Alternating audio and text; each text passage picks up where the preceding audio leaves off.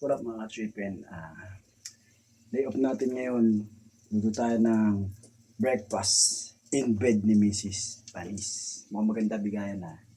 Tayo ng itlog. Siyempre hindi nakakakain yun ng walang masarap na sausawan eh. Sukan, maraming bawang, sibuyas. At tosino. Tosilog tayo ngayon guys. Ininit ko yung manok doon. Siyempre may gulay ako.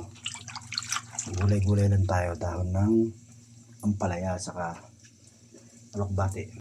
Prepare natin yung breakfast ni Mrs. Hindi naman masamang minsan-minsan pag-isimple natin sila. Kasi pag-itin sila. Dito yung anak ko. Nakain na.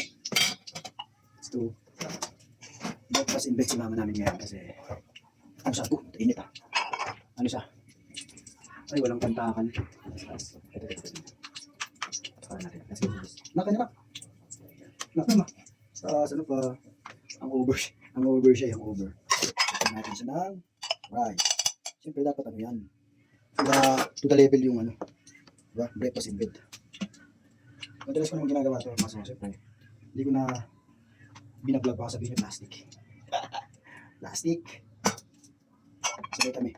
Breakfast namin kasi 12 ng tanghali. Hindi kami nag-almusal eh.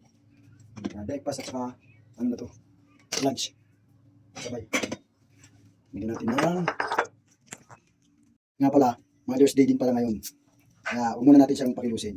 Bigyan natin muna siya ng pagkakataon. Mother's Day. Happy Mother's Day sa inyo lahat. Yung mga ina nyo. Sa ating mga ina. Ano po yan? Ano pangalan yan?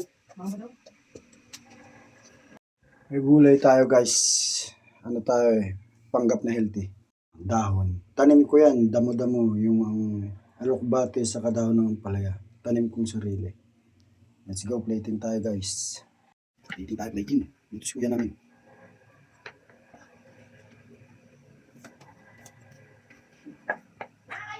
Kaya, wait lang, coming.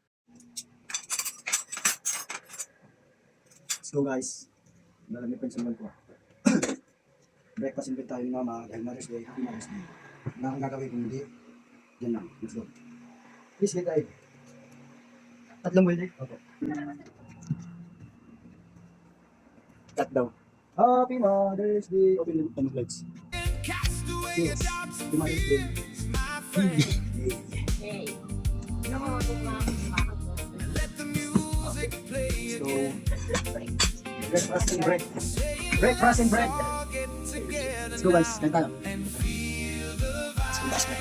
Breakfast na kanyan. Let's go.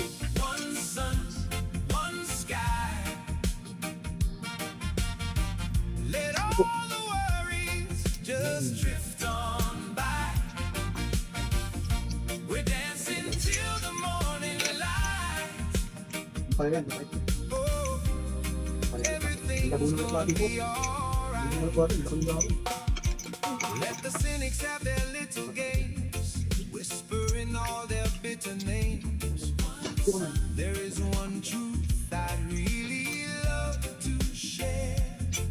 There's more than enough love to spare. One sky for every soul who's lost their way, who has stumbled through a darker day. Just open up your heart and see. Believe me.